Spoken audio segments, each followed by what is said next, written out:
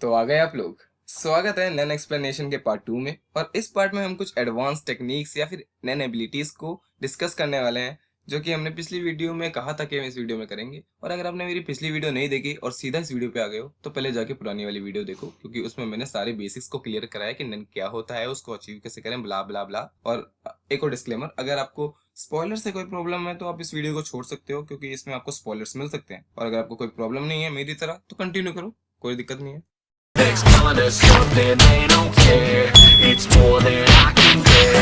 Just one shot, I got one life. Still one trick up my sleeve. We're gonna make this one shot. गियो run का ही एक advance application है, पर इस technique में एक नैनी यूजर नॉर्मल से ज्यादा ऑरा किसी एक बॉडी पार्ट पर फोकस करता है, जिससे उस बॉडी पार्ट की इंपॉर्टेंस बहुत ही ज्यादा बढ़ जाती है। और ऐसा भी कह सकते हो कि वो बॉडी पार्ट बाकियों से ज्यादा स्ट्रॉन्ग हो जाता है। और गियो जनरली आंखों पर ही इस्तेमाल किया जाता है, जिससे इनविजिबल और फेंट ऑरा देखा जा सके और उनके निशानों को भी पहचाना जा सके। पर इस टेक्निक का सबसे बड़ा डिसएडवांटेज यही है कि गियो यूज करने से जिस बॉडी पार्ट पे वो यूज किया जा रहा है उसके अलावा पूरी बॉडी वल्नरेबल हो जाती है। और अगर कोई और उस समय आप पे अटैक करे तो आपके पास कोई चांस नहीं है बचने का। इन जेत्सु का एक एडवांस फॉर्म है, और इन यूज किया जाता है ताकि किसी भी चीज की प्रेजेंस को कंसील किया जा सके। पर जिस तरह जेत्सु में ऑरा नोड्स को बंद करके ऑरा के फ्लो को रोक दिया जाता है, पर इन में ऐसा कुछ नहीं होता। ये बस चीजों को छुपाने के काम आता है। और किसी भी चीज को अगर इन से छुपाया जाए तो किसी भी इंसान के पांचों सेंसेस भी ये नहीं बता सकते कि वो चीज उस जगह प्रेजेंट है कि नहीं। और अगर कोई सामने आपके एक्स्ट्रा सेंसरी बंदा आ गया जिसके सेंसेस बहुत ज्यादा पावरफुल हैं, फिर भी वो नहीं बता सकता कि इन से किसी चीज को छुपाया गया है। इसकी मदद से इंसानों के साथ साथ ट्रांसम्यूटेशन और कॉन्जुरेशन से क्रिएट करा नैन और चीजों को भी हाइड किया जा सकता है, जो कि बैटल में काफी काम आता है। पर इसका सबसे बड़ा ड्रॉबैक यही है कि गियो यूज करने से इन से छुपाई गई चीजों को देखा जा सकता है। और इन को ज्यादातर समय इंटेंस बैटल के बीच में ही यूज किया जाता है, ताकि सामने वाले ओपोनेंट के लिए समझना मुश्किल हो जाए कि क्या चल रहा है। और इन को आप ज्यादा देर तक इस्तेमाल नहीं कर सकते, क्योंकि ये बहुत ज्यादा ड्रेन कर देता है आपके ऑरा को। और इसको बहुत ट्रेनिंग करने के बाद आप 10-15 मिनट के लिए इस्तेमाल कर सकते हो बस।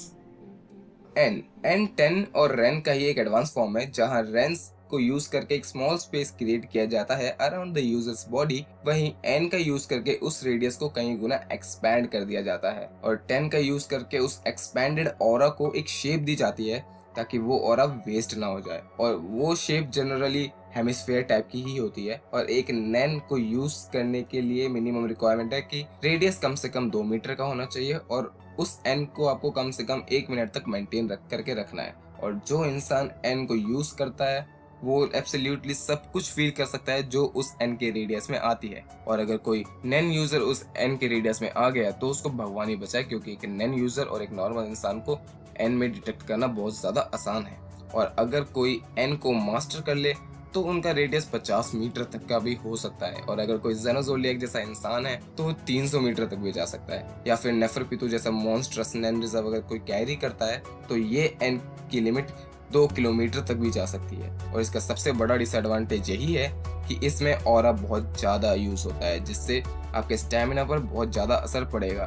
तो इस टेक्निक को बैटल में यूज करना तो बेवकूफी ही है। तो आप सोच रहे होगे कि इससे बचने का और कोई तरीका है कि नहीं। हाँ, इससे बचने का एक तरीका है। अगर आप जेत्सु का यूज करके एक जगह बैठे हो पर आप एन के रेडियस के अंदर ही हो, तो बस आपको बैठे रहना है, क्योंकि अगर आप हल्का सा भी हिले तो वो यूजर आपको बता देगा कि आप एक नैन यूजर हो, क्योंकि आपने जेत्सु का इस्तेमाल करके सारे ऑरा नोड्स बंद कर रखे हैं। जबकि एक नॉर्मल इंसान में ऑरा नोड्स सारे बंद नहीं होते, थोड़ा बहुत ऑरा लीक होता है, पर जेत्सु का इस्तेमाल करके सारा ऑरा फ्लो रुक जाता है।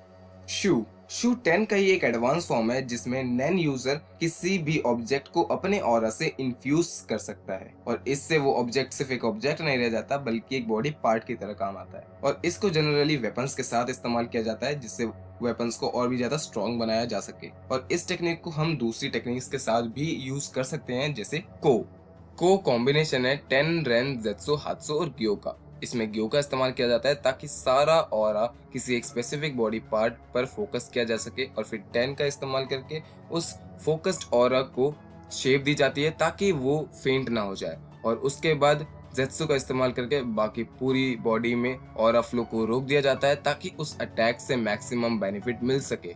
और उसके बाद रेन का इस्तेमाल करके उस अटैक को और भी ज्यादा पावरफुल बनाया जाता है, जो कि एक बैटल में बहुत ही ज्यादा काम आएगा। पर इसका एक बहुत ही बड़ा डिसएडवांटेज है कि उस अटैक को छोड़ के आपकी पूरी बॉडी वल्नरेबल है बाहर के अटैक से। कैन 10 और रेन का एक एडवांस वर्जन है जिसका काम बिल्कुल 10 जैसा ही है। वो आपकी बॉडी को बाहर के नैन अटैक से बचाता है, पर ये 10 के मुकाबले 10 गुना ज्यादा प्रोटेक्टेड है, जो कि मेनली यूज किया जाता है को जैसे एक्सट्रीमली पावरफुल अटैक के सामने। और इसमें भी बॉडी पर बहुत ज्यादा स्ट्रेन पड़ता है क्योंकि इसमें ऑरा का बहुत ज्यादा यूज होता है, तो इसमें स्टैमिना का प्रॉब्लम रहता है। अभी तक हमने जितनी भी टेक्निक्स के बारे में समझा है उसमें सबसे ज्यादा एडवांस है रियू। और रियू को समझने से पहले आपको ऑरा डिस्ट्रीब्यूशन को समझना होगा, क्योंकि ये एक टेक्निक है जो काम आती है एक नैन यूजर को स्पेसिफिक परसेंटेज में ऑरा को बॉडी में डिस्ट्रीब्यूट करने के, और इसको सिचुएशन के हिसाब से ही करना पड़ता है। और इसमें एक नैन यूजर को क्विक डिसीजंस लेने पड़ते हैं, क्योंकि अगर डिस्ट्रीब्यूशन की स्पीड जरूरत से ज्यादा स्लो हुई तो उस डिस्ट्रीब्यूशन को ओपोनेंट अपने गियो से देख के अपनी स्ट्रेटेजी चेंज कर सकता है, और अगर डिस्ट्रीब्यूशन में कोई भी गड़बड़ हुई तो कंक्लूजन ओपोनेंट के फेवर में आ सकता है, क्योंकि इसमें बहुत ही छोटी सी गलती भी बहुत ही मेजर रोल प्ले कर सकती है।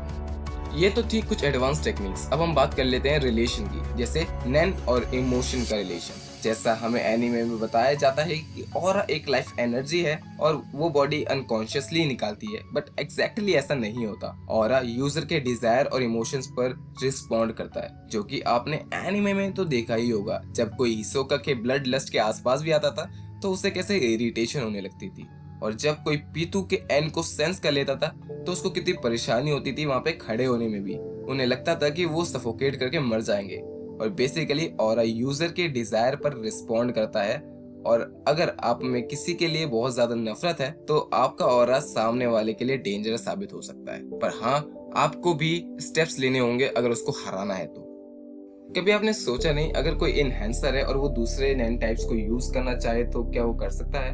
हाँ, वो कर सकता है। कोई भी नैन यूजर किसी भी 5 नैन टाइप्स को मास्टर कर सकता है। अगर कोई इनहेंसर है तो ट्रांसम्यूटेशन और एमिशन की टेक्निक को 80% तक सीख सकता है, जो कि एक नॉर्मल ट्रांसमीटर और एमिटर के मुकाबले बहुत कम है। और वो मैनिपुलेशन और कॉन्जुरेशन जैसे टेक्निक्स को 60% तक सीख सकता है, जो कि ऑलमोस्ट आधा है, पर वो सीख सकता है। पर वो स्पेशलाइजेशन नहीं सीख सकता। और इस तरह भी बाकी टाइप्स भी काम करते हैं। मैं आपको स्क्रीन पे दिखा दूंगा कि कौन सा टाइप कौन सी टेक्निक को कितनी % तक सीख सकता है। और अगर आप चाहते हो कि आप स्पेशलाइजेशन सीखें तो उसका चांस सिर्फ मैनिपुलेटर और कॉन्ज्यूरर के पास ही होता है, वो भी सिर्फ 1% का। तो अगर आप चाहते हो कि आप स्पेशलाइजेशन सीखो तो आपको एज अ स्पेशलिस्ट पैदा होना होगा। पोस्टमार्टम नैन एक ऐसी एबिलिटी जो आपके शॉर्ट टर्म डिजायर्स को पूरा कर सकती है, पर ये सिर्फ तभी होगा जब आपकी विल पावर बहुत ही ज्यादा स्ट्रांग हो, and you have to die with that will. जैसा हमने पीतू और गॉन की फाइट में देखा था, जब गॉन फुल रेज में पीतू के साथ खेल रहा था तब पीतू मर चुकी थी, पर फिर भी उसके नैन ने उसकी बॉडी को एज अ डिकॉय इस्तेमाल किया गॉन को मारने के लिए। तो आज की लास्ट एबिलिटी के बारे में बात कर लेते हैं, जिसका नाम है एक्सॉर्सिज्म। और एक नैन एक्सॉर्सिस्ट वो होता है जो आप में से किसी ऑब्जेक्ट में से कर्स या फिर एक इन्फ्यूज्ड ऑरा को रिलीज कर सके। और ये पूरी दुनिया में 10 हैं, जिसमें से हंटर एसोसिएशन के पास सिर्फ 1 है। तो आप ये समझ सकते हो ये कितने ज्यादा रेयर होते हैं। So that's all for the video guys. आज हमने काफी सारी क्रेजी टेक्निक्स को डिस्कस किया है, पर ये तो कुछ भी नहीं है। असली क्रेजी चीज तो अगले पार्ट में आएंगी, और अभी के लिए इतना ही काफी है। तो बाकी चीजें हम पार्ट 3 में कवर करेंगे। तो अगर आपको ये वीडियो पसंद आई हो तो लाइक कर देना और सब्सक्राइब कर देना चैनल को, और बेल नोटिफिकेशन को दबाना मत भूलना। और इस वीडियो को ज्यादा से ज्यादा शेयर करो ताकि लोगों को एडवांस टेक्निक्स के बारे में पता चले इनकी। और हाँ, इन वीडियोस को बनाने में बहुत ज्यादा मेहनत लगती है, तो प्लीज सपोर्ट करो यार, ऐसी और वीडियोस लानी है।